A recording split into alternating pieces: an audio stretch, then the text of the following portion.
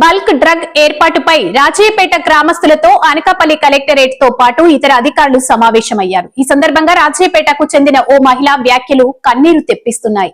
Petro ducks కాలుష్యంతో పిల్లలు పుట్టడం లేదని, పుట్టిన దివ్యాంగులుగా ఉంటున్నారని ఆవేదన వ్యక్తం చేసింది.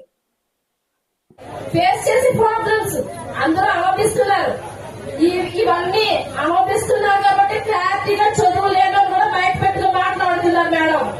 ఎందుకంటే పిల్లలు ఉన్నంత వరకు ఒక బాధ, లేకపోతే ఒక బాధ.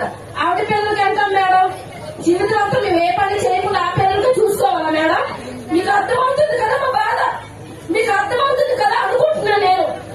మా హోమ్ మినిస్టర్ అంతా కాదు, ఆమె కూడా అర్థం చేసుకోవాలి మేడం. మేడం ఇద్దరు బేబీస్ అనేసి సిజరీన్ అయిపోయింది, తర్వాత మళ్ళీ గర్భంలో కాయలండి మేడం 5 kgs కాయ. పీరియడ్స్ కరెక్ట్గా వచ్చి ఏంటండి ఈ పొల్యూట్ ఏంటండి? మాకు ఎవరు చెప్తారు మేడం? అసలు చెప్పండి మేడం. మీరు ఏ నిర్ణయం తీసుకున్నారో మాకు తెలియదు మేడం.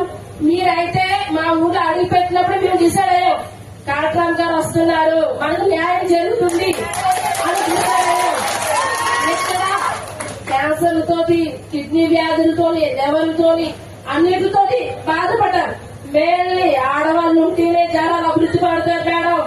అది ఆడవాళ్ళు గర్భసంచి మీద ఎఫెక్ట్ పడితే నెక్స్ట్ జనరేషన్ ఎలా వస్తుంది మేడం? మనకి అవుటి జనరేషన్ కావాలా మేడం? చెప్పండి. ఇదంతా ఎట్రో వల్ల, ఇప్పుడు ఎట్రో వల్ల ఎంత బాధ పడితే మేడం నెక్స్ట్ వస్తుంది. అది ఎలా ఉంటుందో మాకు తెలియదు. మీరు చెప్తున్నారు దానివల్ల యూజ్ ఉన్నదని, సో మాకేం తెలియదు. ఇప్పుడు ఇది మాకు అర్థంలో కనిపిస్తుంది, ఎట్రో అర్థంలో కనిపిస్తుంది.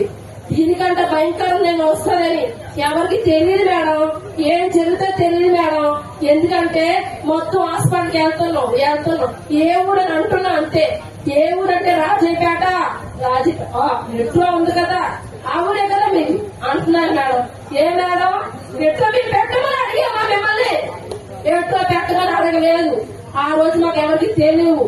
దాని వల్ల వచ్చే నష్టాలు మేము ఎదుర్కోలేకపోతున్నాం మేడం. పిల్లలు చనిపోతున్నారు మేడం, తల్లిదండ్రులు ఏడుస్తున్నారు. తల్లిదండ్రులు చనిపోతున్నారు, పిల్లలు ఏడుస్తున్నారు. కాముగా ఈ పాయింట్ చెప్తున్నాం మేము. ఎందుకు కాముగా చెప్తున్నాం అంటే ఆ ఆవేదన ఎలా ఉంటుందో గాఢ మనసు మీకు తెలుసు. మీకు తెలుసు, ఒక మహిళగా ఒక బిడ్డకి జన్మనివ్వకపోవడం ఎంత దౌర్భాగ్యమో తెలుసు.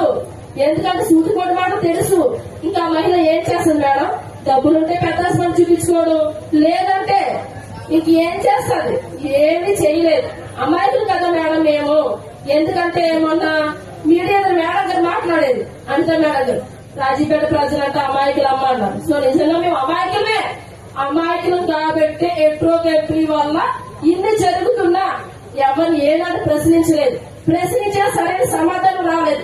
సో కానీ ఊరుకున్నాం మేము. ఎందుకంటే అయిపోయిన తర్వాత ఏం చేయలేం కదా మేడం. మనసు అయిపోయిందంటే ఏం చేయలేము.